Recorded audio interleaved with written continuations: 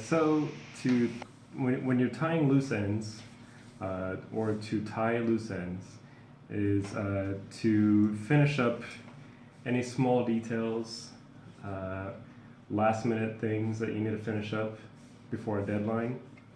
It can be something that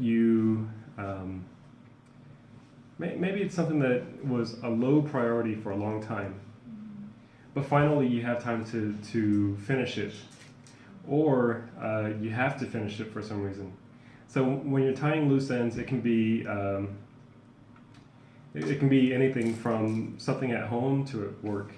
So let's say you have to repair something at home, but it's not a big issue. Like maybe you have to redo something on the wall. I don't know. I'm not sure, but if you have something to do in your home, one day you're going to move. Then finally you say, okay, well, I have about 1 month until I move, so I should make sure it's repaired now. I'm tying loose ends. So if your friend calls you and says, hey, what are you doing this weekend? Oh, I'm sorry, I'm tying loose ends.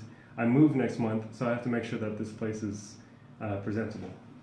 Or at work, let's say, sometimes you have a list of different processes.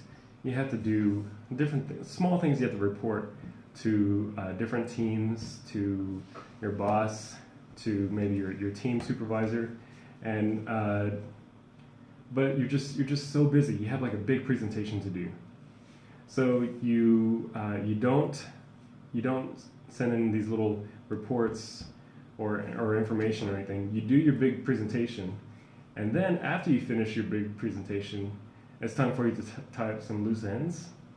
So anything that you just put to the side for the last couple days, that some information that your coworker or your boss had requested, then you can finally get to it and give them whatever they need.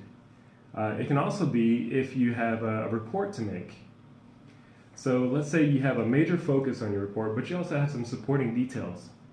And so you finish writing the main part of the report, and then when you're trying to tie up loose ends, tying up loose ends for your report would be like you're trying to make sure that the presentation is perfect, that the order is logical, and that the support that you have is complete, the supporting details.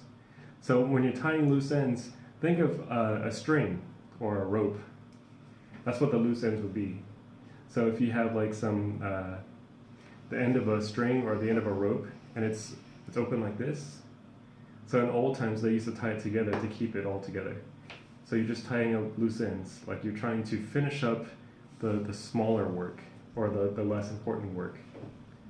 Okay.